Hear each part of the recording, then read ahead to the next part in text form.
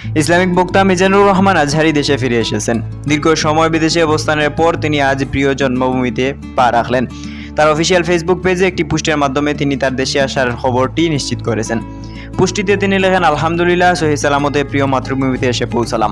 পরম করুণাময় এবং প্রত্যাবর্তকে বরকতময় করুন দুয়ার আবেদন। এই বার্তা প্রকাশের পর থেকে তার অনুসারীরা এবং ভক্তদের মধ্যে ব্যাপক সাড়া পড়েছে। অনেকেই তাকে স্বাগত জানিয়ে কমেন্টে নিজেদের ভালোবাসা ও দোয়া প্রকাশ করেছেন। আজহারীর বক্তৃতা এবং আলোচনার প্রোগ্রামগুলোর মাধ্যমে দেশের মানুষের মাঝে ব্যাপক জনপ্রিয় হয়ে ওঠেন এই ইসলামিক স্কলার। তার ইসলামী শিক্ষা এবং বক্তব্য বিভিন্ন বয়সী মানুষের মাঝেই সমাদৃত। বিদেশে অবস্থানকালে তিনি বেশ কিছু ইসলামিক প্রোগ্রামে অংশ নেন এবং নিজেদের বক্তব্যের মাধ্যমে ইসলামী জ্ঞান ছড়িয়ে দেন। দেশে ফেরার পর তার নতুন প্রোগ্রামগুলোতে আবারও বক্তরা মুখিয়ে আসেন বলেও বক্তব্য শুনতে পাওয়া যায়। মিজানুর রহমান আজহারীর দেশে ফিরে আসা তার ভক্তদের মধ্যে একটি আনন্দের খবর এবং সকলের জন্য আগামী পথ চলা ও ইসলামের প্রচারে নতুন উদ্যমের অপেক্ষা করেছেন। Khalid Ahmed, news light BD.